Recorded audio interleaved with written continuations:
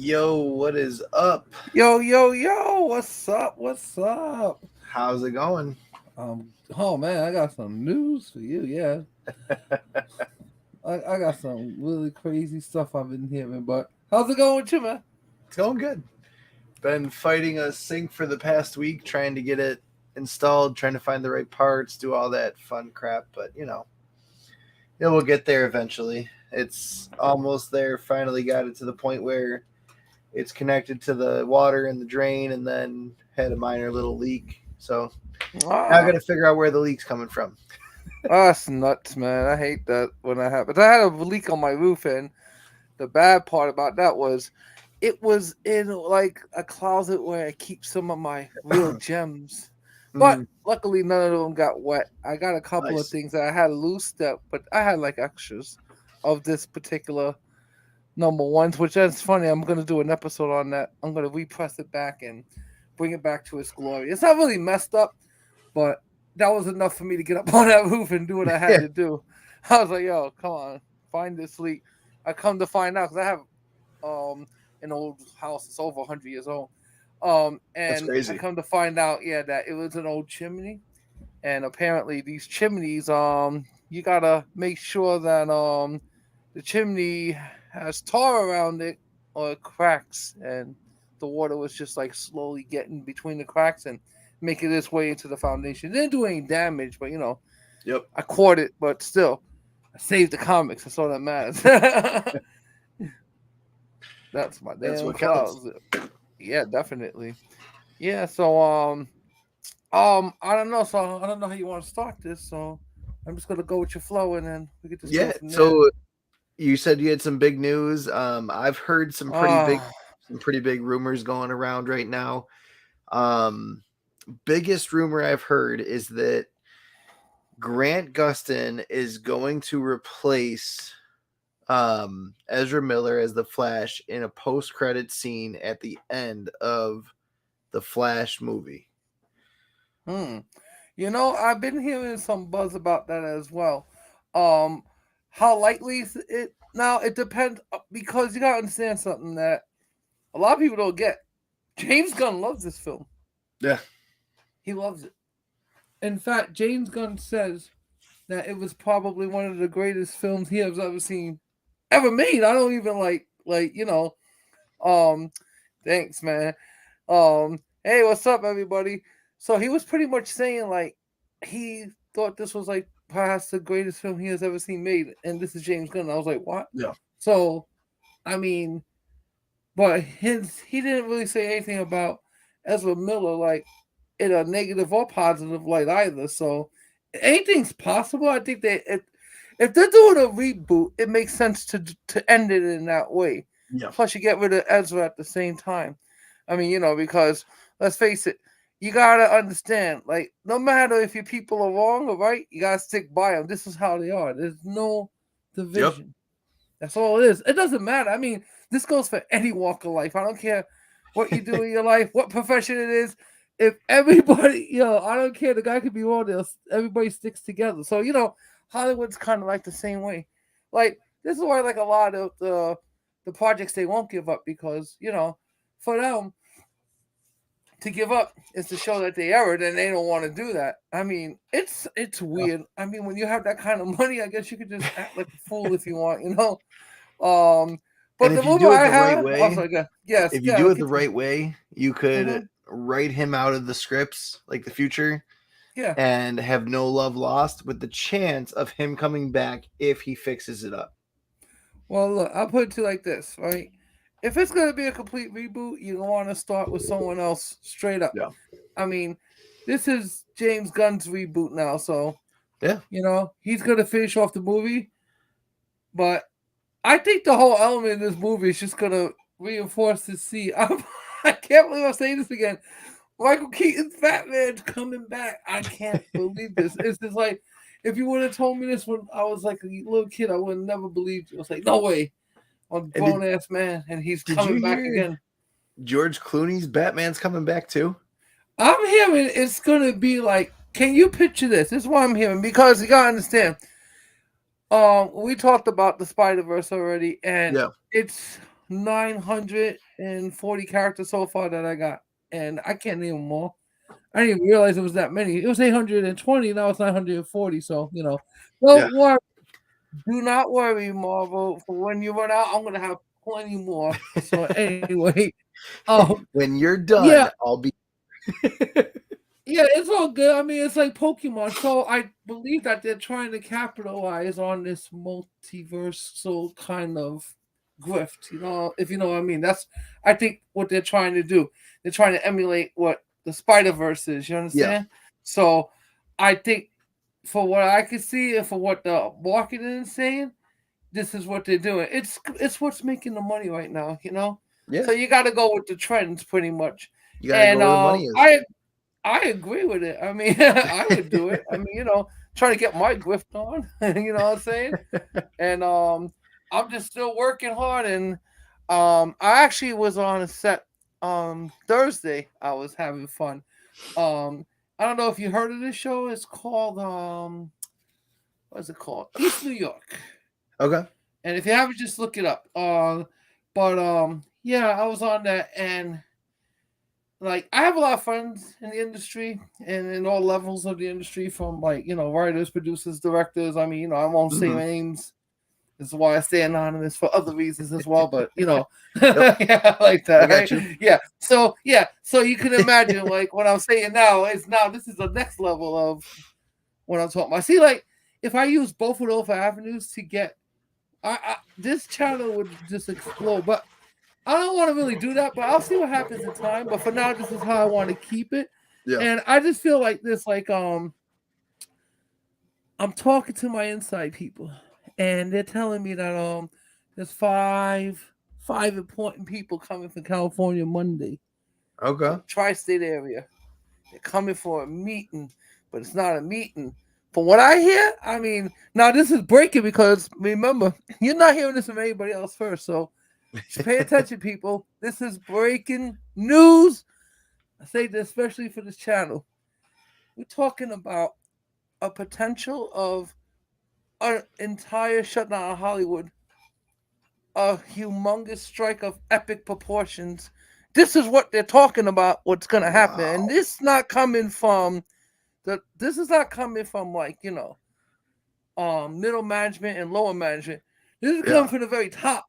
And they're already making their plans to come to New York by Monday. So I'm going to keep you updated if I hear anything else. But if they do arrive, then that means the strike is going down. What's going on is this. So really another writer's strike? Yes, but the biggest writer's strike you have ever seen, to the point that all production everywhere is going to shut down nationwide. This is what they're saying. I don't know how true this is, so take it with a grain of salt. But I'm going to tell you right now, the people that I heard this from, like, it shocked me that they even told me, because this is like the most reliable sources I have. Yeah. And when they told me, I was like, are you serious? They were like we were just talking about, it was just pretty much talking about more work and where else we're going to be working. And all of a sudden, that's how it just all happened. Like, the big guy comes in and he's like, oh man, good luck with that, guys, because according to what I hear, Monday is going to be hell. I was like, oh, really? Why? And they named 5 names, and I was like, oh, I knew about 3 of them. I was like, oh, these are big wigs, and they're coming here. So I don't know what's going on. It's almost like as if all the directors and producers are siding with the Screen Actors Guild and the Writers Guild, and apparently maybe a huge-ass strike, which will shut down so much production. This is why they're working at a fevery pitch. I mean, they're trying to get things done. But it is what it is. I mean, but this affects. I'm sorry, I didn't mean to cut you off. But this affects everything. Like everything from like no matter what you're telling me now, whatever's in production now, if it's not going to be done by next week and they decide to do this, it will affect every level of entertainment. Netflix, Disney. This is serious. Wow. This is like the most serious thing. Yeah, I mean, that's because everyone there's union. Yes, but okay. So what you have is a split system. You have your union people. Yep. And then you have your hirees, your subcontractors, production assistants. Yeah, your subcontractors. So what's going on is that you have like I would say the PA assistants and people like that at that level, and the writers that are working like crazy. I mean, on a shoot, you're talking a 16-hour day. Yeah. That's for the actors and the actresses and the writers and everybody. I mean, I see dudes standing all day. He's like, they're standing 12 hours. This is like, it's so work. Like, it's really like Yeah. you would just. It takes to make an hour episode of anything. It's crazy. I've been on. It takes an entire day to make one, about 16 to 17 hours, and I've even seen it prepped, and I've even shipped some of it myself. Like, Okay. they give me the film. I honestly can't believe because the Flash just finished filming not Ezra Miller. Grant Gustin just put on the Flash suit one last time, had his whole family there, his wife and his daughter, and took pictures with at the set and all of that, and had this long Instagram post that I'm gonna make a video about. And I'm like, okay, you're at episode 5 or 6 right now, and you're telling me that you just finished filming the last final episode?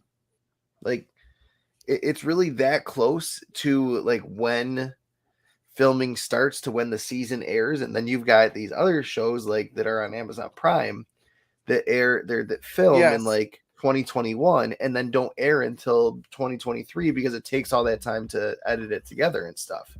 It's so interesting how TV shows work compared to movies and documentaries and all of that.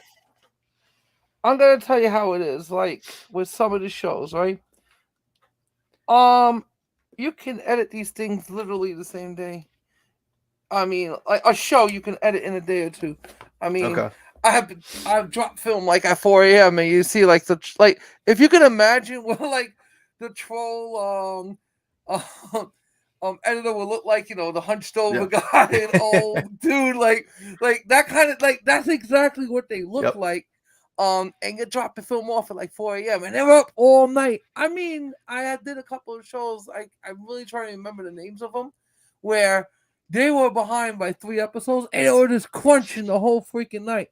And they were able to finish 2 episodes because I knew 3 of them were going back to back to back, and they were like, we need these 3 episodes.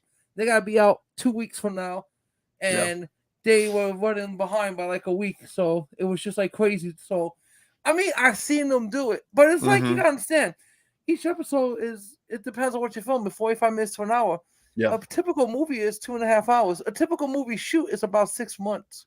Yeah. But a TV series shoot is it could be anywhere from 6 to 9 months. But it's just a weird kind of time because even though there's more hours put in to a show, it takes longer to make a film because the trick about the filming is all about the editing. You have to re-edit and re-edit and re-edit and the editing is one of the most important things besides the writing and the plot. The editing. I mean, you get those guys. Shout out to my boys, my editors. Y'all know who you are. So you have all of these editors who piece together with a movie. You might shoot the first 5 scenes last, and you might shoot the middle first and all that. Does the same thing happen with TV shows where it's kind of broken up that way? Yeah, exactly like that. That's why you were saying that. I was like, oh, it's exactly how it happens. I've seen them shoot the last episode of something on the first day. I'm like, what the hell? And then they've explained it. Well, we may have a plot twist, so we got to see from the last episode, work our way back a little to see. Okay. But we have 3 weeks to play with this. I'm like, okay. But yeah, it's that makes sense. I like the TV shows, especially the original ones, because this is where all these crazy ass writers belong. They belong on these shows. It's where you need it. Creativity. We need new blood. Yep. This is what I say should always be done. But the problem is you have these same writers on the movies, and this is where the movies get all screwed up because it's just they want you to be able to write, but they don't want you to be a fan for some strange reason or another. And I don't talk about this much. So but they know where I stand. We don't talk about it. It's not like I gotta worry about it because I'm not in the position where they can do anything to me, or I'm not a bad worker or anything like that. I mean, they really like what I do. I'm just saying, I'm in a kind of position where I'm kind of like neutral, Yeah. and I can pretty much do what I want as long as I guess I do what I got to do. I can pretty much do what I want, and it's a fun industry to work around. I mean, my hats off to all you actors out there because I see what you guys go through firsthand. You know, I could be resting, and these guys are just rehearsing lines, standing around in green screen rooms, which I'm gonna try to sneak some pics. But I've seen dudes standing in green screen for like an hour or two, just standing there. Um, uh, I'm trying to think of the show. Oh, was it Lyle Lyle Crocodile? Yes, the stuntman standing around the green room for 2 hours was going nuts. Finally got so happy when they wrapped that he did like a flip. He was a Hmm. stuntman too, but he also like worked in the he was Lyle in the Lyle Lyle Crocodile. He did a flip and he broke his ankle. And Hey. then I see him later that day, and I see him limping. I was like, "Yo, dude, you okay?" He goes, I think I may have broke my ankle. I'm like, yo, you didn't get it looked at? Go get it looked at for real. He's like, you think I should have? Like, yeah, you could have You broke your think? ankle. I said, plus it's a job injury. Do it. And everybody gave him an applause because like he's limping away. But yeah, turns out he did break his ankle. Like I'm not laughing that he broke his ankle. I'm just laughing at the fact that he was walking around. And apparently their ankles, cray Yeah, cray. yeah, I mean, he's walking around like it's no big deal. Yeah. But yeah, you broke your ankle, dude. But yeah, really nice guy. Like this is one of the stunt coordinator guys that they play like. He's one of the actors that play like in the green suits. Like if it's something big and mechanical, this is what he'll play in. So if you see like a big weird creature on screen, and you see it, you think it's all animated, but it's not. There's an actor there that does the motion capture. You still have to do motion capture no matter what. I mean, you can't draw everything, especially if you're Yeah. doing like a live action and you're trying to make it look as real. And it came out good. I mean, it didn't come out the best, to my opinion, but for a kids movie, it came out pretty good. I mean, and the way that he moves, he can mimic he mimics it quite well. Like that movement you see in that Yeah. character is pretty much all him, and it's just a little Definitely. animation and a little overlay. These people are very talented. I mean, I've seen people do some craziness there. And they're like, "Why don't you be an actor?" I'm like, "Get out of here! Oh, I got my own YouTube channel. I'm good. I've I got don't enough got no going on in boss life. coming at me. Oh my god, I got too much going on. Can you imagine? You know what I mean? Like I'm still doing my comic book. I'm still doing my company. I'm still working. I'm doing. It's just like Yep. I'm I so get it. busy. You would think in this stage of my life that I wouldn't be busy. No, I'm more busier now than I've ever been. But it's all good. I mean, Yeah. it's something to do. It keeps me young and fit and healthy. I like having this kind of movement. I said to anybody that if you have a passion for collecting, please collect. I'm Yep. telling you right now, this is the secret of longevity and youth. Trust me. I look a lot younger than I actually am. And I get this whole I mean, like, I've had people tell me this, and when I tell my real age, they don't believe me. And I'm like, they're like, no damn way. I'm like, look, they say what my secret is. What's your secret? My secret is I always loved comic books since I was a kid, and I always say this. I say this to the world, so listen up. This is very important. Never, ever, ever give up what you love. I don't give a damn if it's silly, if it's corny, Yep. if you're a brony, Amen. you like bronies, you like anything Do animated, you? anything that has art, do it and be proud of it. Embrace your geekdom and choke Yeah. it. Choke it till there's nothing left of it, and then go again. Cause that's what I say. That's the secret of youth. I learned that very, very young, very young. Somebody told me that, and I was like, yeah, that makes sense to me. Because I Yeah. liked cartoons, I like comics, I like to collect things. I was collecting baseball cards, I was collecting all kinds of stuff. So I was like, yeah, why should I stop? Because I'm getting older. I mean, I get it. You get responsibilities in life, and there's nothing wrong with having responsibilities. But at the same time, once you're done taking care of your responsibilities, you gotta remember you gotta take care of you. And I feel like having a healthy outlet of things is very important in life in general, just because it keeps you grounded. It keeps you with a goal in mind. Always shoot for something more. I don't care if you make it to the top. Yeah. You make it to the top of something, find something else to make it to the top of that. And then when you make it to the top of that, keep going until you can't go anymore. I used to think that there was such a thing as retirement. No, retirement, you could, if you could pull it off and you made your millions and you Yep. happy, that's fine. But honestly, I would see these actors working 60, 70 years old. And I asked one of them one day, we'll just call him Rob for this film. Hey Rob, I gotta ask you a question. You go, well, you talking to me? Yeah, I'm talking to you. I just got a question for you. You know? So you don't need to work. Why are you Yeah. doing this? He goes, because I make $17 million a film. I'm like, okay, that made total sense. He goes, I mean, if you shit. can make money, Who if you can wouldn't? make money, he said, if you can make money doing something you love, why would you stop doing that? And I was Yeah. like, this is why you're successful. And Yep. this is where I take my advice. And that's the advice I give to the world. You know? So I'm not no one really crazy successful. I'm just saying, like, for me, I yeah. just feel like this is the way, like, a positive attitude is going to bring you positivity. Oh, for You sure. know, but I'm sorry, Chris. I No, keep you're good. cutting you off, man. No, you're totally good. I love it. So getting back to like this Writers Guild, the Screen Actors Guild, all of that. Oh, What yes. what would that Oh. mean for the shows that are currently Ooh. like they have episodes ready to go? Because like the Flash is on its season or series finale right now. Yeah, Flash is going to be okay because the Flash is pretty Okay. wrapped. Like, Flash is wrapped, from what I understand, but that's more of a Canadian production. Yeah. So they wouldn't be affected by the guild. So Oh, so they're pretty much different from anyone. the United States Guild. Screen Actors Guild of America.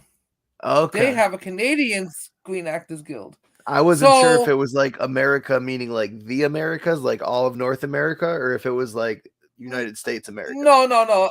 Okay. It's just like having unions, but in different countries. Yeah. Now I didn't hear that they were doing anything. This is Hollywood. We're talking Hollywood. But if Hollywood shuts down, Canada shuts down. Doesn't matter. Even if they're not involved, who you think they follow? They follow in Hollywood. So if Hollywood shuts down, everybody shuts down. So it affects them too. I mean, they do probably. I know they have a lot of stuff wrapped. Okay. Because all the WB is pretty much made in Canada. So but they did have a new show they were making. I think it was Gotham Knights. If I'm not mistaken, if that's the name of it. Yeah, I and don't that's know why we're going back to Gotham for the 5 millionth time, but yeah, whatever, right? Well, because I'm telling you, it's the Spider-Verse. You don't understand what the Spider-Verse is doing to the entire freaking industry. Yep. The Spider-Verse did this. Now you got the Bat family. I mean, I'm telling you, this is all connected because they see, what's exciting. Let's put a Spider-Man costume on this girl and this boy and this one and that one. Oh, what's exciting? Let's put a Bat costume on this one and a lava one on this one. And it's getting diluted. I don't mind watching it because I know it's going to be dumb, but it's getting diluted. I mean, for me personally, for where I come from, my background, when I talk to these guys about this, they just always groan like, "You're not getting it. There's a whole new crowd out there, and we're marketing." There's not though. It's not a whole new There's crowd. no one. I said, "Listen, man, you're like an old person, so I'm gonna talk to you like one. You lose in touch with reality, okay? In your day's gone. Yep. Listen to what I'm telling you. I'm So- in touch with the people." Sunday, I had a buddy come over. Him and his wife, we were all hanging out, and he goes,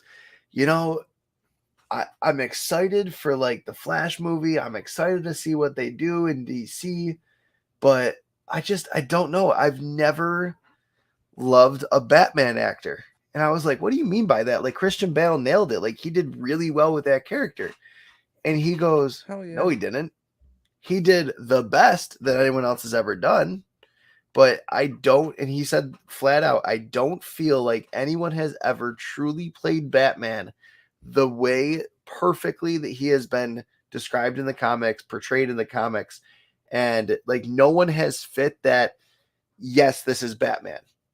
I mean, there's like Willem Dafoe. You see him as Green Goblin, that's Green Goblin. He is Green Goblin. Robert Downey Jr., he is Iron Man. Chris Evans is Captain America. Like there's actors that just get put in these roles that are just, yes, that is who that is. But I had to stop and think for a second. I was like, I like Ben Affleck as Batman. I wasn't a huge fan of the casting, and then I saw him and I was like, wow, this is actually pretty good. Christian Bale was always my favorite. Cool. And honestly, Robert Pattinson, I don't know if it was because I was surprised that he did well or because he really genuinely did well, but I liked him in the Batman. But again, you've got 4 actors all playing Batman within like a 20-year period. Why? Yeah. And then it's the same thing at DC with the comics. Like you scroll through all the new comics coming out. It's Batman, Brave and Bold with a Batman cover, Catwoman with a bunch of Catwoman and Batman covers. The only ones that aren't Batman, but they're based on Batman, is like Harley Quinn and Poison Ivy. There's a couple, like, and then you got Superman series, but there's like 1 or 2 of those. Like, I'm like looking down the list of all these comics coming out, and I'm like, finally Green Arrow is back on the list. Like, he hasn't had a comic in years from what I remember. He has not had an ongoing series for at least 10 years. Yeah, and I actually liked the Arrowverse when it was first out.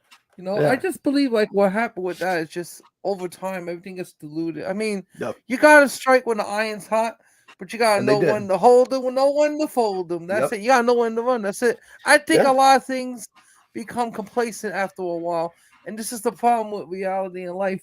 Is that you can't become complacent no matter what. And if you feel that you're not becoming complacent, you need to ask somebody, give me an honest reality check. How am I looking from your perspective?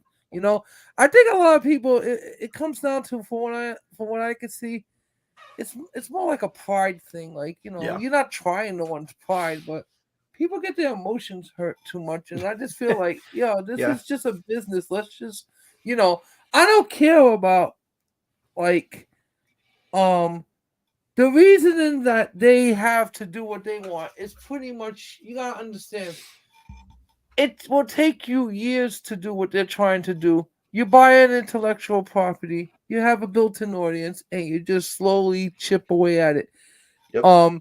And in hopes that you're gonna keep the fandom, listen, in hopes that you believe that it's just going to one day fix itself magically, and you're gonna get the story that you want. Never gonna happen. They don't care about you, your feelings, your emotions. They don't want the old.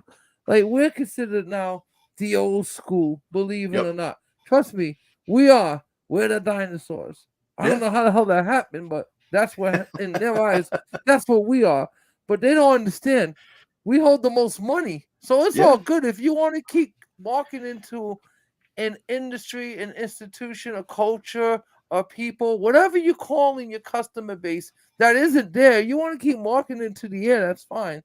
Like I said, it's just gonna be coming out of other things. Did you go to Disney yet? I remember we were talking last. You didn't get to go to Disney yet, right? We're going spring break. Right. So let me know how much it goes, how much more. You got to do a whole video on this. I'm telling you, you're gonna be outraged when you get there. Watch, you're gonna be like, God damn, Spiley was right. He told me I was gonna be outraged. You're gonna be outraged about something. I already know it. Watch, and then you do a whole YouTube on it. How much the prices went up. You'll see. That's why I'm glad my grandma's going, because she's got that money. Yeah, that's right. She's got that Disney money. She's good. Yeah, there you go. There you go. See, that's what I'm talking about. I mean, I got my ways in the park, trust me, but I just not into like I mean, when I was young, yeah, definitely, had the kids. Kids are all grown now, so it's just, for me, it's just like, I'm not trying rides anymore. I don't want to wait at Disney. I just don't want to do Disney. I never wanted to contribute to them. Yeah. I don't have no problem taking their money, though. They got good money. No, I'm serious. I mean, I don't mind taking their money or anybody's money. I mean, I do business at the end of the day. My politics or my personal beliefs has nothing to do with the dream, Always make it about money, never make it about politics. I'm telling you, be straight. I don't play. I just do me, And definitely. I don't try to tell people how to think. And believe me, there's a lot of people in my industry that will tell you what they think and how they acting and what you should do. And you're like, listen, worry about me. Just do you and flow. I don't try to tell no one how to live anymore. I just give my advice about how I'm living, and Yep. I'm living the good life. So I already see what's coming, and there's gonna. So for anyone who creates anything, listen, you're gonna have a good opportunity to make things, okay? And trust me, we're in this circle together. Don't worry. I know a couple of people, so when my queen comes to the top and I rise, and I find talent that wants to come up with me, hey, I'm willing to work with everyone. I'm Yep. about making money. I don't want to hear nothing about your politics, what you. No. Let's make a story that's gonna make us this. It's like I always looked at the Chris Rock thing as something that is a stroke of genius and beauty because you gotta understand something. Um, that man got violated by the other man, and he did better than me because I would have honestly whooped Will Smith's ass. That's just me. Being from where I'm from and my background, trust me, I would have whooped his ass. You know, but I get it. You know, Yeah. Chris Rock talks about it, and yeah, it's true what Chris Rock says. I've actually met Chris Rock. He's a good guy. He's short, man. He's about 5'6", 5'7". He's a small dude. I mean, you know, you Yeah. gotta understand, he older than me, and I've known him since, and I've seen him since I was a kid. And when I met him, I was like, God damn, he's small, but you know, still it's Chris Rock. But yeah, I mean, Will Smith's about 6'2". He would have destroyed Chris Rock. But I like what Chris Rock did because that smack, you know, he got smacked.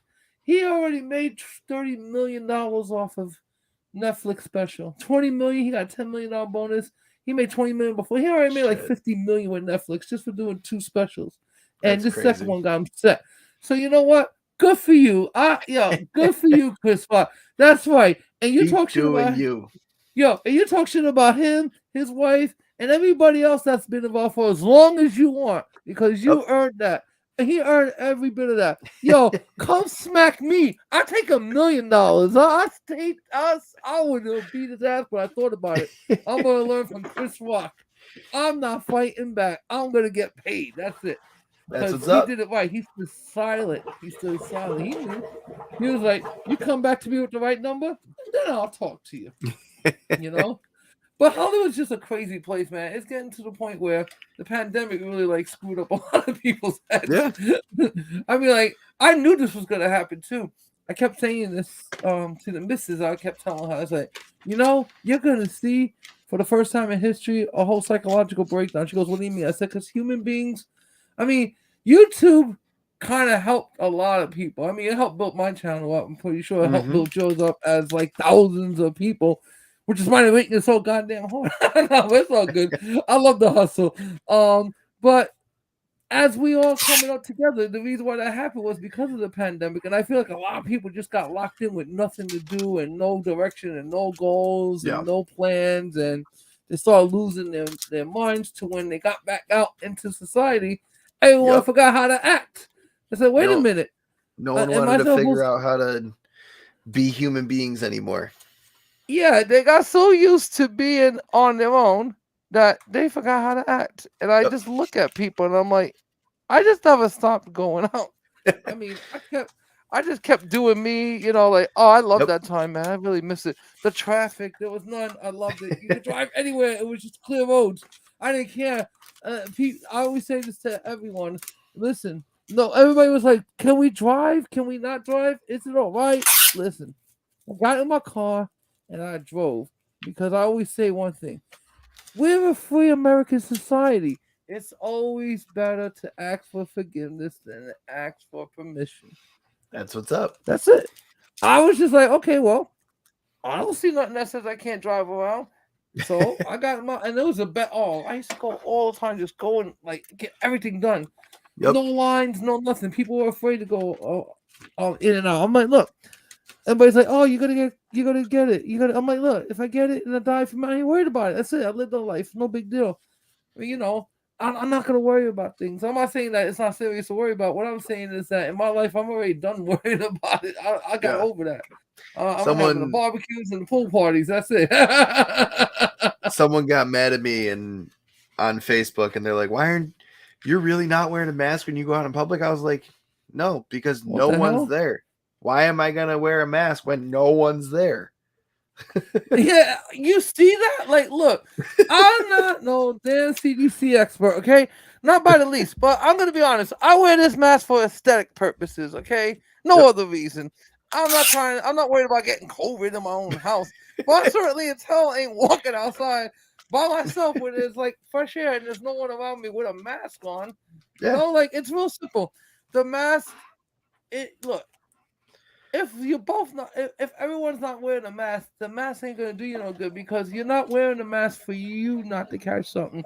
It's for you not to spread to others. Yep. So when I see somebody wearing a mask, I'm just gonna take it as, oh, you have COVID, so I'm gonna stay away from you then. Thank you Yep. for wearing the mask and keep your distance. But I think some people don't realize they think that wearing that mask is gonna do something for them, and the only way this would work, it has to be both ways. And even with the both way process, the mask go about, I don't know. That I don't want to give an actual number because I'm not a scientist. But if I had to do a guesstimation, I'd say about 20% effective between both. And that's Yeah. still, 20% more than what you have. But it's not a lifesaver. So what's the point? I mean, I I did the mask for a while. I did what I had to do, and when I felt like it was time, I was just like, okay, nah, I see how this is working.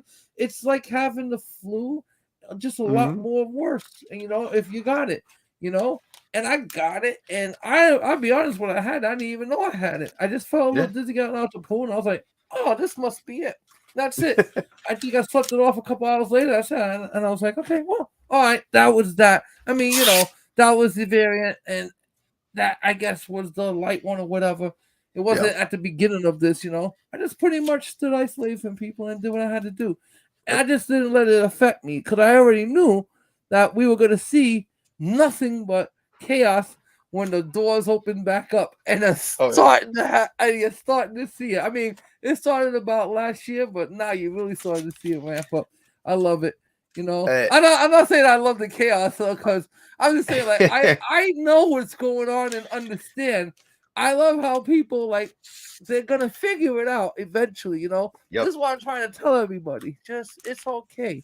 In a couple of months, we're just gonna forget all about this. Because Yeah. I guess there still must be crying about it somewhere in the world, and it's all good.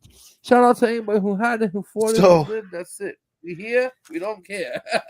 I I play hockey Monday nights, and we've been trying to get our Yeah. jerseys for 4 months now. And basically what happened was the guy that my team captain goes through designs it, puts it on the jersey, and or puts it where he wants it on the jersey, and then sends the logo, the placement, all of that to um place in China, so that way they can basically make the jersey. And there were 3 positive cases in a city of 40 million people, and they shut down the city. Yeah. I'm like, Yo, that's 3. It's insane. time to shut it down. Shut it down now. What the hell, man? Like, there's no reason to shut this down. You're not. Listen, this is not. It's less than a 1% killer. Yeah. It's not. It's not like I'm saying anything that no one can research. This has already been proven. And the funny part was, I never went on public saying this, but I would always say this to people, my friends, and in private. I already did the numbers. I was like, this is a less than a 1% killer. Yep. I already know the numbers. Everybody's like, oh, this is not the influenza, the flu. We could do a little history. Like 36 million people died worldwide. Yep. That's the common flu that kills about 32,000 people a year. That's what. But COVID didn't even get close to that numbers. Yep. Not even This, close. 6 million maybe at most. 6 million. Out of yeah. 36. Now you gotta understand.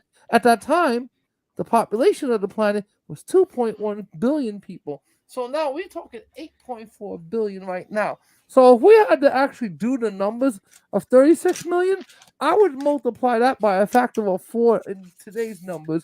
Yep. And we're talking about 120 million people today, if influenza was to hit, would have died.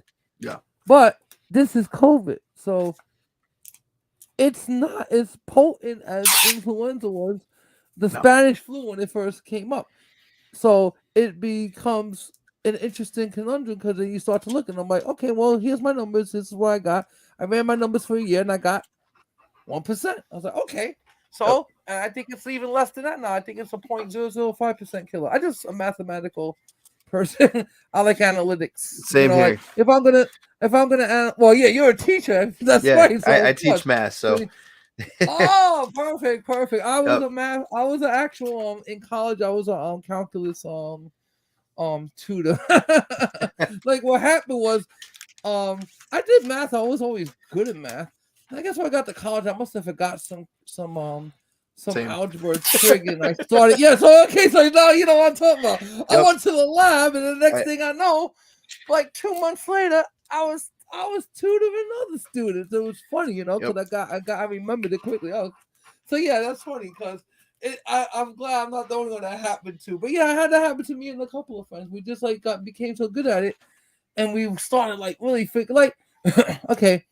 Like equations, I don't have to explain to you. You could do them different ways, but if they ask you to show the work, you have to do it and that's always been my problem. Like, I can show you how I did it, but I can get the answer, but to show you the work, no, you're gonna be like, well, you did it this way. It's hard to explain, but there's ways that you can do equations without doing the actual work. If you move, like, you follow the PEMDAS rule, you move some stuff around. I'm able to do it like that. My mind works a little weird like that. So when I was doing my math, I was getting the answers. I was just not showing the work correctly. And then once I figured that out, I was like, oh, damn. So I'm analytical in the way that I can figure out these problems quick. I just got to know in what order I'm doing them in, So, yeah, I mean, I haven't done that in years. Oh, God, I feel like a math geek now. Ugh. I haven't tutored in a while. But I remember there was one time I had a friend of mine, and he was just sitting there, and he was literally, like, talking to me about college and stuff. And I think he was going to the same college that I went to back in the day. And he was having a problem with math. So I sat with him. And he told me one day, I sat with him for like 10 minutes. I just showed him a couple things that I knew that he needed to know. Maybe he forgot.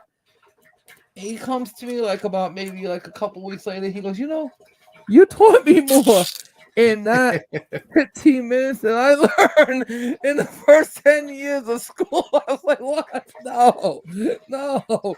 He's like, yes, you can help me grasp the concept of math. He's probably better at math than me now. Yeah. It's all good though, but I'm happy for him. But I'm sorry, Chris, continue. No, you're good. Yeah, I like when COVID first happened and stuff, it was like I was looking around and I'm like, we're talking about, because I live in a county that's almost 1 million people. Okay. And it makes up probably about 10 suburbs, 5 to 10 villages and like rural areas. And then you've got like the city of Rochester that's a massive section. And it's like, we're saying that these 1,000 people who have it and are getting it on the daily and then quarantining for 14 days, you're concerned that you're going to get it when you're nowhere near that. Like the chances of you running into one of those 1,000 people in the city, in a county full of 1 million people, do the math. You know what the problem is? I'm going to tell you what the problem is. It's education. Yeah. It's real simple. That and fear mongering. Right. Anything that's in close proximity can affect you. But we say in close proximity, meaning if you're in the fresh air and you're out in the vast openness, and you got to understand that just because we're breathing doesn't mean other things aren't breathing out there either. Inhaling, exhaling. Mm-hmm. The plants are exhaling our CO2. We're inhaling their oxygen. Everything's being filtered to people. The entire world is one big filter. Minerals clean the water. This is why you get fresh, clean water. It's the rocks. Minerals clean the ocean. That's why you got salt in the water. Because it's minerals that are broken down acidically from the bottom of the ocean and rise up. This is all of that. This is what purifies. Nature has its own purification system. Charcoal. We use charcoal to purify things. May I say more? Like bleach, chlorine. That's a chemical that comes from the earth. We use that to clean things. We know how to filter stuff and clean stuff. The earth knows how to do that as well. So when you're outside, the filtration is so much. I mean, I would be more worried about just breathing whatever industrial chemical plant you live by. You Mm-hmm. know, I mean, shout out to those people in Ohio, man. I feel bad for those people. That damn chemical explosion with that train derailment. That's a Yeah. ecological nightmare. Nightmare. That town will never be the same. You see Yeah. stuff like that, I feel bad for. But for you guys walking around with your mask in public and you're by yourself and there's no one around you for 30 miles, you could take your mask off. No, the funniest one, and unless you're an Uber driver, is watching people driving their cars with absolutely no one in the damn car. And Yep. every time I see that, I hit my horn and I just go, "Are you an Uber driver?" And they go, "No." And I go, "Thank you." And I close the window. I already know what I'm dealing with. They're saying no to me with their mask on. I'm like so far away from you with no mask on, and they look like they're Mm-hmm. scared to open up the window. Open up a little. No. Okay, good. It's just funny, you know. I mean, you know what it is too, because I believe we're Generation X. I know I'm Generation X. I mean, we learned from the best of the best. We learned how the old ways. Like I always say this to the young generation. Generation X learned the old ways. We learned how to learn with, like I said, chalkboard, blackboard, like Yep. like yeah, the whiteboard. That's cheat codes, man. You kids got it lucky. If you kids can't see that board, man, I want you to bring in. You could go get you an old blackboard and teach one class. Do me that favor and tell the kids that's a gift from me. Teach one class with that blackboard, and I guarantee you they lose their mind. I don't even ask. Are you using an old school blackboard or are you using a marker board? So we have a marker board, but we hardly ever use that because we have a 86-inch TV that we like put everything up on. Yeah, so he's like, So screw that. I don't blame yep. you because I'm gonna be honest. I would not use a damn chalkboard when I was a teacher because I used to hate using the chalkboard when I was a student. Yeah. Remember when you had to go up and write? I had to go Yep. up and write an entire freaking equation once. I had to do some crazy I don't even remember what it was. Some kind of quadratic equation I had to do, and it was a goddamn long one. And I'm sitting there with that damn dust on my fingers, and I'm like, and it's all dry, and the Yep. teachers are old and they're dusty and dry. And you're like, oh man, I'm getting this damn chalk all over my hands. It feels nasty. I didn't like it. I got dust all over me. I was like, there gotta be a better way. I started seeing the whiteboards. I was like, God, I would have killed for that in my day because, but not only that, because you can see so much better. So you're telling me now, kids in school can sit in the class and watch a huge LED TV. Yep. Where everything, do you write it by hand or you just typing everything out? So most of it I'm writing by hand, and it's because we have a touchscreen computer hooked up to the TV. So like you're like Yes. drawing onto it and stuff, and then it just kind of like duplicates it. But so wait, so if you're standing in the classroom, you could draw on the TV while you're showing what's on there? Yep. Oh, that's dope. I want one of those for the layer. Is that like a special kind of teaching tool or it's just a regular TV? What is that? So you don't actually write onto the TV itself. It's the computer. So that basically it's like a touchscreen computer. Just like like a laptop. But it's just the monitor. So it's like a big touchscreen computer with minus just the keyboard and everything's functional. Yep. Oh, that's cool. And then whatever's going on the computer screen is then put onto the 86-inch TV. Oh, that's dope. I like that. Because these things are like 6 feet off the ground, up into the air, up onto like almost touching the ceiling. So that way every single kid has equal access to it. You better at the end of the summer, for the whole week for your class, play the entire Avatar movie, the new one. You gotta play that all day on that screen and just sit back and just enjoy it. Do that for the kids, man. Don't you have movie days? Don't you? Yeah, we do. Speaking of which, do it when the Way of Water comes out. Yeah. So like there's a bunch of stuff coming out right now that people are all like hoping that it really goes big. This Spider-Man 7 spec. What do you think about it? They're supposed to, like Dan Slott is boosting it up as much as he can and saying you got to get this issue. It's a life-changing issue. I can't believe Marvel let us do this. What are your thoughts? I mean, I'm gonna be honest. This slot not really ever really let me down, but at the same time, I don't know. I'm a little optimistic because I'm skeptimistic because I don't know. I feel like Marvel's let me down before, Yeah. and the last couple of books that come out. I mean, I don't want to start no controversy on the show because I gotta pull them out and review them. But the things I've seen that they're doing, especially into the Spider-Verse, it's ridiculous. I get it. You Yeah. know, we should have inclusion, or they want inclusion, or whatever the case is. But Yeah. make something that's inclusive, that's good at least. You know, like And let's new. not make a stupid spider person that is a Spider-Man, but it's a woman. Well, I don't care about that. The whole identity crap. That. Who cares about that? You're making him a Spider-Man that's a crippled woman, but it's a Spider-Man with a wheelchair on his back. But no one ever answered the question for me. Like, does this spider person strap their legs together? Because how are you not? You're crippled, but you're Spider-Man. How are your legs not flailing in the air? Yeah. This is the thing I have a problem with. The common sense Like thing. Family Guy Joe. Yeah. Look, like you gotta understand. What I liked about Spider-Man is that the physics of Spider-Man fit the actual character. You're taking the physics away. You're not just changing reality. It's one thing you want to have a narrative of your reality. It's another thing when you want to change the actual physical world of reality. Because in physics, a crippled person, I don't care if they're Spider-Man, can't put a damn wheelchair on their back without being able to walk, swing around, and everything's fine. Unless they're doing some craziness to their legs and tying them together. Like I'm thinking like this, like you gotta have like some Velcro on the legs because you're gonna be swinging. Your legs are gonna be flat. You have like Spider-Man has complete control of his body. You're gonna be kicking yourself in the face.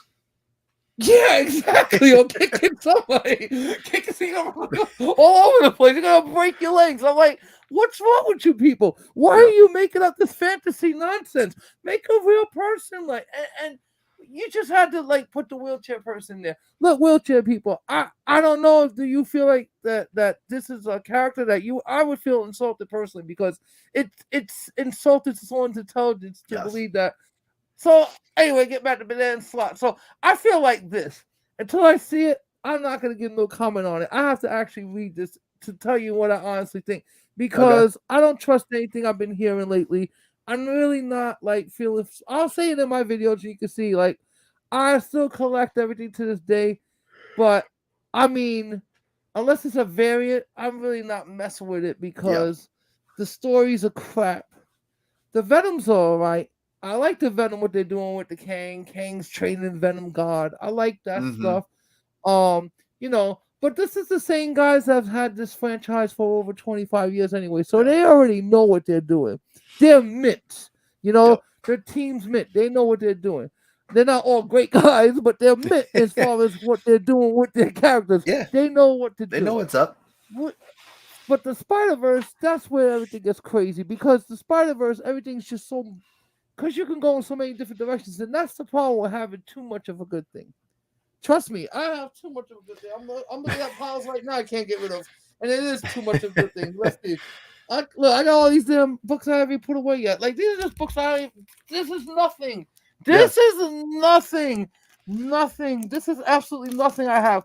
I must have like 600 books sitting here right now. Yeah, I mean that's what I was just doing was bagging and boarding these. Yeah, no, I saw that. I'm tired of. I'm tired of them sitting out over here and being like, I've got a whole stack of stuff that's like variant covers that I'm not gonna read because I've got a duplicate of it to like a reader copy version, and then the variant cover I like the variant, so it was just a pickup.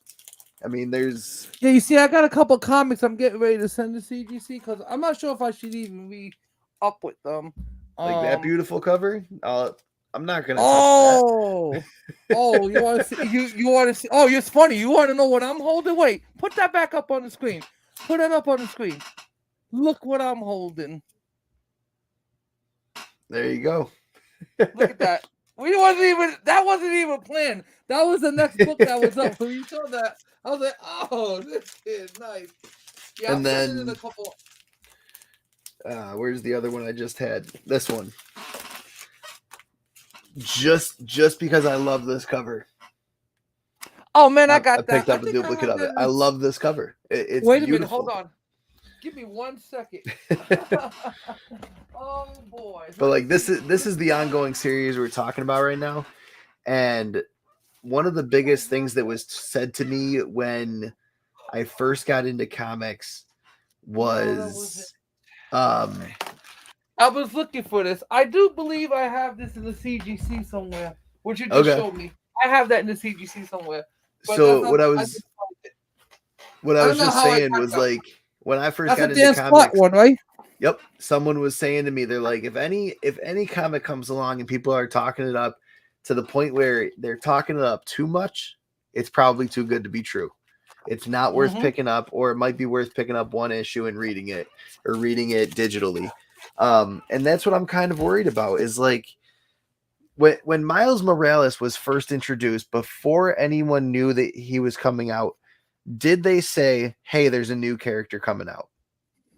Like, was Marvel announcing that before Miles was even in?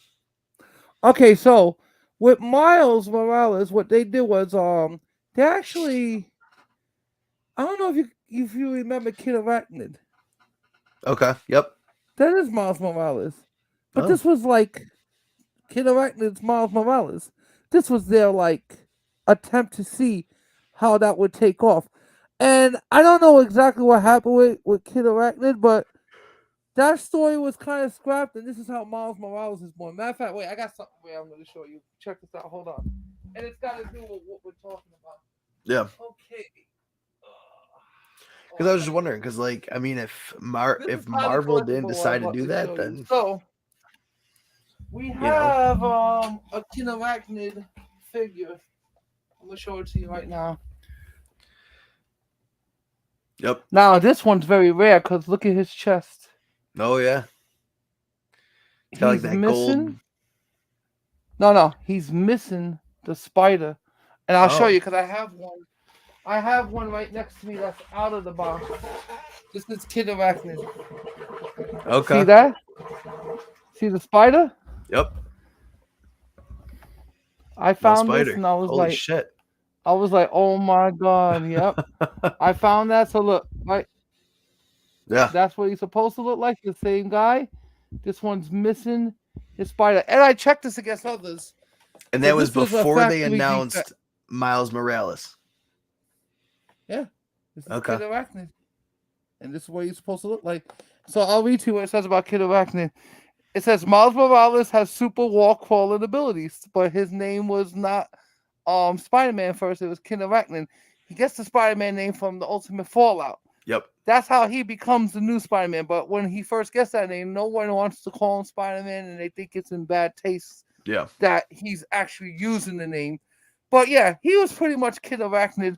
And his backstory is pretty much he pretty much has the powers of Spider-Man plus Spider-Woman. He has the venom shots. What was the year of that when Kid Arachnid came out? Oh, I believe that this could have been 2011. Let me see. Okay. 12. Because I know Miles Morales was 2011. Yeah, I believe it was like 2011, 2012. Well, this one was made in 2017. This one right here was produced in 2017. But yeah, about 2011, 2012. So this piece, like I said, I found this and I grabbed it because I was like, I recognize immediately because I have a lot of these Miles. I may have one on a lineup somewhere. I'm pretty sure. Yeah, I see it right back there. And he's got the spider on him too. So yeah, so Kid Arachnid was supposed, I think they wanted to go with that originally to make him separate, but I think they didn't like the fact that it sounded too much like a sidekick. Yeah. Kid Arachnid, not Spider-Man. Who's gonna take a kid seriously? And what's funny is that as I'm saying that, and if you read Miles Morales, every single time Miles runs into a Spider-Man villain, they always say this. They always diss him the same way. They gotta send the kid in. Oh, who you think you're better than? Like the villains are dissing him. He's like, what the hell? Yep. They're dissing him, and they're not even taking him seriously. And he's just as powerful. He has the potential to be more powerful than Spider-Man. But that's the whole thing. Like, you see, I don't have a problem with adding on a whole Spider-Verse full of people. You need these people. You need heroes, villains. You need the problem I have is too much saturation and not enough continuity. Yep. That's what someone had put in Because one of the comments on that video I posted earlier today was mhm, that the MCU has been oversaturated. yes, for too long. Yeah. And what, like I said, this entire saturation. I'm gonna do a special about this because I already know how the Spider Verse began. I know where it began. I know how it began. It began with the Activision game. It began with that game, Yeah. and then the comics picked it up. And I saw this happening while they were doing it. I was like, "Oh my god, they're gonna create an entire universe of Spider-Man." I already knew it. I kept telling this to people, like, "No, that's not gonna happen." I was like, "Believe me, that game is gonna be a cat." And look, the Spider Verse was born for that. And I tell you, Yep. you could, It's just you gonna could put blow up in. from there.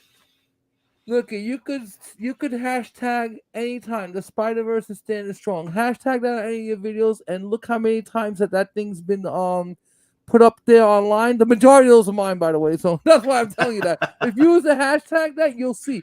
Put it in Google, you'll see all my stuff pop up. I got thousands of videos hashtag to that because I like Nice. that hashtag, you know. And Yeah. it's pretty much the whole point is that that's what the Spider Slay is about. It's about not just about Spider-Man. You know, it's about all of the Spider people, every one of them, all the villains, everybody, right down to you don't have to be a Spider person. Let's say you're freaking Green Goblin or you're Yep. Sandman or you're the Lizard. You know, Yeah. any of the iconic characters, Craven the Hunter, pick one, choose one, whatever. The Juggernaut, I don't care who you are, whatever you are. You know, that's what this represents. I like the history and culture of this stuff. You know. Definitely. Rest in peace, Stanley. I mean, you know, thank God, like you're not here anymore to see what's going on. Yeah, I don't know if you would be happy. Yeah. I don't know if you would be happy with this. I'll be honest. I wonder because, like, I mean, there's stuff that's going on that's obviously amazing, and there's stuff that's just like, Egregious. is the Egregious, MCU yeah. cursed? I mean, No, the MCU's not cursed. What happened was that when you sell your intellectuals, people are gonna pick them apart. That's yeah, all it is. It's like I told you. Like I'm gonna build a comic book company from the ground up. I have my own original stuff, and I'm just yeah, gonna go with that, you know. But people are not willing to do that. I mean, you know, yep, people just want to have their name out there, want to have that name on the credit, you know. They want to yeah, have their name in the billing. Like this is what I did. Look, I wrote this. I mean, like those guys from the Rings of Power, those stupid showrunners. yeah, Every single thing that they worked on prior to that was a dud, yep, complete failure. There's an old saying in the job that I used to work: failure is rewarded. And I feel like this is the way it is in yep, Hollywood and all these places, the comic books. If you screw up a comic, they give you something else. The people who are writing these comics are ridiculous. I mean, and I'm not saying anything bad to anyone personally. I'm just saying from the stories that I grew up with versus what the stories I'm reading now, it makes yeah, no goddamn sense to me. And I'm pretty sure it doesn't make no goddamn sense to these kids. You're not writing for the kids. See, when comic books were written when I was little, it was written to the kids. There was yep. morality and value behind that. And I don't get the message that you guys are sending because the message is too confusing even for me to interpret. But you know, I saw I like agree. I saw a Harley Quinn book with Poison Ivy.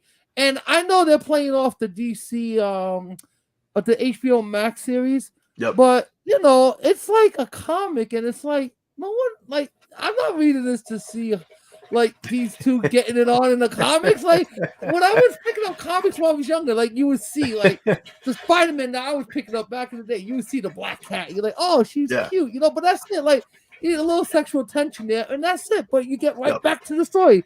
Back to the story. This doesn't seem to be happening. It's like this is the story. Let's just Yep. focus on this, and Yeah. that's it. And I'm like, no, tell me what the plot is. Oh, the plot is we're just going to show you that they're lesbians. No. What's the plot? No, they're lesbians. That's not a plot. That's an end result. I just want to That- know what the story's about. I don't care about them. They're That's like, a character choice. That's a personality that's your trait. that's your personal life. I don't care what you like doing or who you like doing. That's your personal life. I'm gonna tell a story. If you want to hear about my personal life, then I'll tell you about it. But I don't. I'm not gonna volunteer that. Yeah. This is a person like when I'm writing a story, I don't think about things like this. It's totally the last thing I'm thinking about. If it ever Yeah. comes up in the stories, then so be it. But I'm not thinking about that now. Too many people are thinking about it. So why should I Yes. concentrate on something that everybody's covering? Don't waste your time if Yep. everybody else is wasting their time on it. Unless you can get monetized and make money off of it, There then you go. you could cover it. That's why I say cover all the stupid stuff you want and show from your perspective why you feel, well, maybe I don't like it for Yep. XYZ reason. You could like it for ABC reason. That's fine. But these are my reasons. Like when it comes to comics and the modern comics, I put it to like this. We definitely need more creators. These comics are gonna fail because the people who have them now, it's like giving somebody the keys to your old Corvette. Let's say you have like a favorite car. Pick whatever car you like. I'm gonna say a 1978 Cherry Fire Corvette, and giving it to a millennial that takes it and brings it back with logos on it, crash stuff. Or Yep. that's what you're doing. So you're Yep. watching your beautiful baby just getting torn up. So that's why I tell people those days are done. Don't ever rely on these people to make anything good that you're gonna like. If you're gonna like anything and you feel like you have a creative bone in your body, go out there and create something. And believe me, Yep. be their competition because it'll be easy. Like I said, there's this guy, Eric July. He has the Rippaverse and he made his comic Ice and One. Made $3.7 million. Now, he made this in the books for 35 each. All right? Yeah. He made 3.7 million. Now, why did he make that much money? And I read the book, and I'll be honest, it was pretty good. It wasn't bad at all. I mean, I want to see more. Yeah. 96 pages. It was a quick read, and I liked it. And I went over it. But why did that make money? You want to know why that made money? I'm going to tell you why. Because people want this kind of content. People want to be entertained. Adults. We're adults now. We are the kids that grew up liking comics, but we still like comics. And the problem is the things that are being written about our old comics suck. They suck. They suck. I'll start writing these freaking comics. I don't care. I don't want to work for these people in that aspect. But I can write so much better. But they don't want me. They don't want me. I'm an old school dinosaur. Oh, this guy don't know anything. Yeah. Yeah, there was an interview I did, and I was just like, sometimes you don't need to tell a story in a comic genre. Like, No. Not all stories fit the comic genre. And there's times where your story is better off just being a story. Put it into a poem, put it into a nice long chapter book or whatever, a novel, whatever you want to call it. But it's like, and I get everyone has their artist style. Everyone's got like that idea of this is what I want it to look like. But at the end of the day, if you're writing it only for you and you're not writing it to tell a story to someone else, and that's how this book kind of felt, I was just like, I read the first issue and I was just like, this isn't for me. Yeah. Like, exactly. So now imagine that. Now, and you're thinking that the new stuff's going to be any better? exactly. If you wasn't happy with this old stuff, why would you think the new stuff's going to be? This is why I'm very apprehensive about things. And I say it like this. Modern comics today suck. You guys need to work on your script. The art's great, though. Fantastic art. The art will never die. Art's phenomenal. Not art. But the art's only getting better, in my opinion. Listen, yeah, but the art can only get you so far, too. Yeah. You have to have a compelling story to tell. Like, when I do my comic, it's not just going to have great art. Shout out to Wayways. It's gonna have a compelling story that's gonna make sense, and it's gonna make the reader be like, oh, you know what? I can't wait to read the next issue and see how this all turns out. You need compelling stories, and stop worrying about trying to fit everybody into a modern era and inclusion and all. Listen, I believe that if anybody told me, oh, we're gonna put you in this is inclusion, I would be insulted by that. Why the hell do I need to be included on somebody else's intellectual property that they created? When don't you think that my best bet would be for me, my people, my group, or whatever group you want to call, to create something that is for me, by me, for my people? FUBU it. Let's FUBU it. For us, by us. That's how I look at life, And I just don't like. I just feel like a lot of young people like just don't get that yet. Like they don't understand. Like you doing all this dumb stuff in front of TikTok is only making the Chinese on point about American looking dumb white. Honestly, I said to my students, I was like, you guys don't want to pay any attention in math, and then you think, or you're you not gonna think need those it. 50 views on TikTok that you're getting are phenomenal when you've got 300 friends. Like, I'm Yeah, sorry, but I've got maybe 1,000 followers on TikTok, and I've gotten plenty of videos that are over 10,000 views on TikTok. And they look yes, at me like, bullshit, no way. I'm like, take a look. I have one that's got 477,000 views right now. Like, I'm not nice. going to sit there and lie. I'm not, like, you know what I mean? Like, there's times when shit blows up, there's times when it doesn't, but Yeah, I know how the algorithm works and I study how it works. These kids aren't even willing to study how something works because they don't want to try. They just want the instant gratification, and it doesn't work that way. yeah, exactly.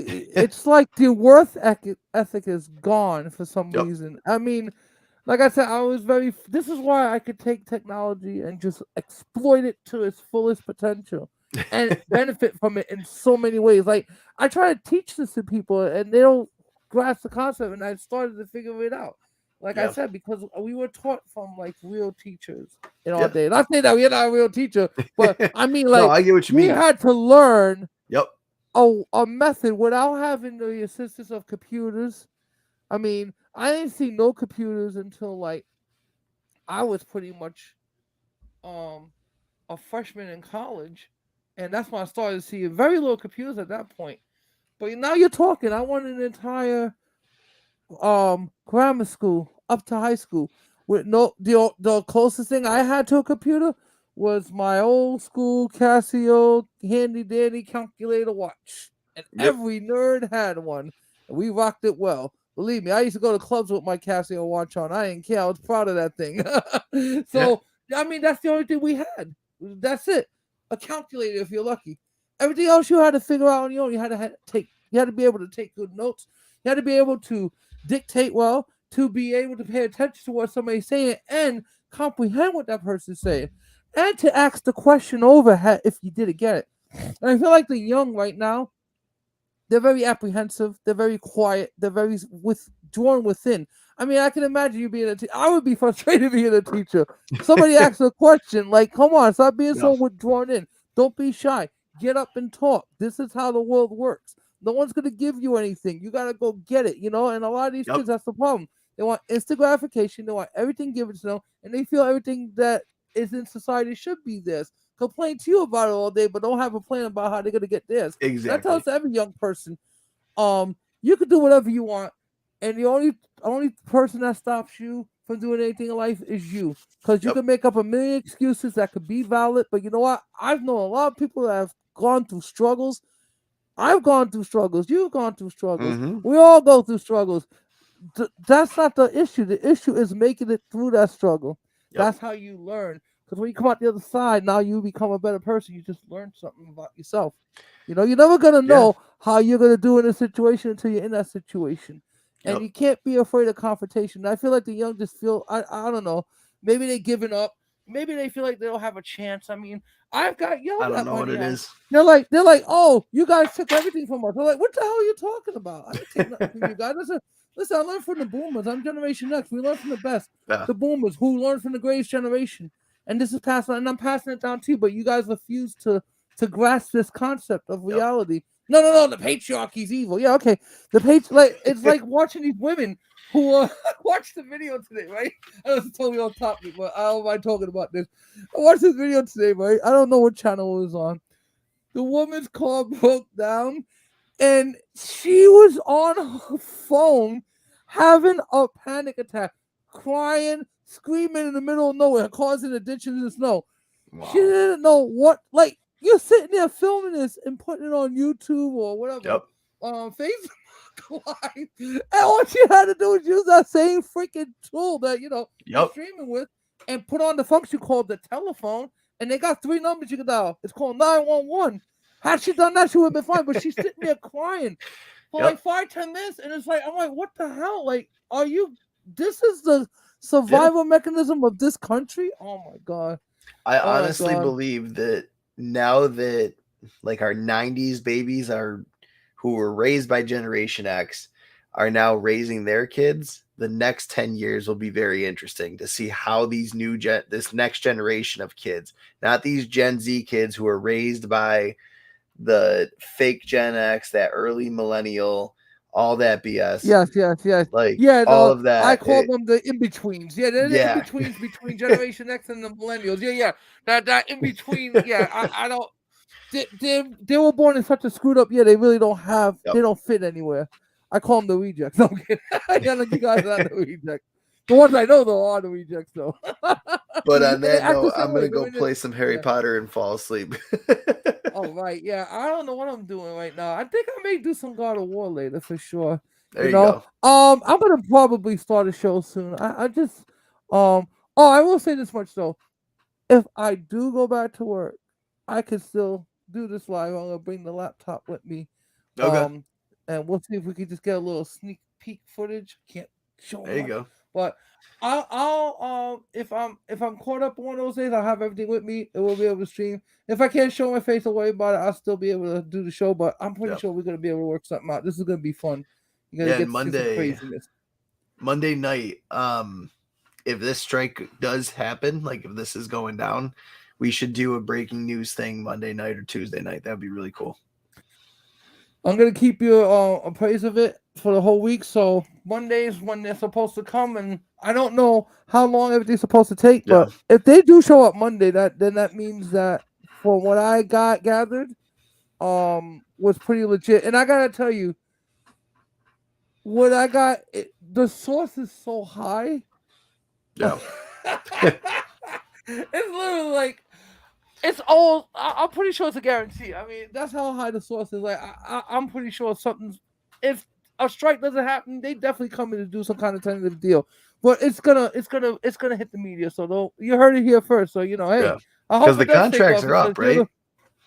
Oh yeah, I mean Yeah. everything's up, everything's wrapping. There's a couple of things that are wrapping, and they're just trying to get this all hashed out before that. So what they're doing is they're trying to crank out as much stuff as they can, just in case the strike goes down. Because I mean, the last strike that I went down, that I remember, it was like about 2 weeks. But this one, they're talking. This is going to be like, oh man, this may be up to a 6 to 8 week strike, maybe 12 weeks. So yeah, we'll the see. one of I think it was 2008. Mm-hmm. There was a lot that happened during that time. It was probably a couple months. Yeah, I mean, it was like in 2008, it's almost the same thing that I was saying. Like they knew a strike was coming, so they like to film a year ahead of time. It's always logical to do that. However, you gotta understand, because of the pandemic, that year is now an even year. So what you see now is only being filmed a couple of weeks prior to what you see it, where that same show you would see was already done a year prior. We went from a whole season of getting things done to only being a few episodes behind the season you're in. So in other words, that is the most unprecedented thing I ever seen. And the fact that this keeps happening, and the overworked and the staffing, and I mean, because I complained. I'm like, I was on the set yesterday. I didn't complain yesterday. I had a good time, actually. It was a good set. I started at 6:30, and I think I got done 6:30 a.m. Yep. I got done at 11:30 p.m. Wow. That's a typical day in the life of the wood. Damn. So I'm gonna end it there. And like I said, if I hear anything else, I'm gonna definitely let you know. We'll be talking on a week, and if we're gonna do a breaking news, I will definitely do a breaking news on it. Oh, go watch my breaking news video I put up about Peter Parker's address, his Spider-Man house. Will do. I'm telling you, I wish I had the $3.1 million that it cost to buy it. It's 5 houses. I would buy it. So people, I'm gonna make a Patreon. Help me get the spider's lair. I would turn the entire thing into a lair. Can you imagine that? That'd be crazy. The actual Peter Parker house. So it's for sale in Forest Hill, Queens. And it's 5 properties. I already looked at it. I'm probably gonna do a whole video on it the whole week, talking about this thing. I'm obsessed with the story. That's awesome. All right, I'm gonna get out of here, Chris. So talk to you later, brother. Bye. All right, man. You have a nice night, okay? You too. If I can figure out how to get the hell out of here.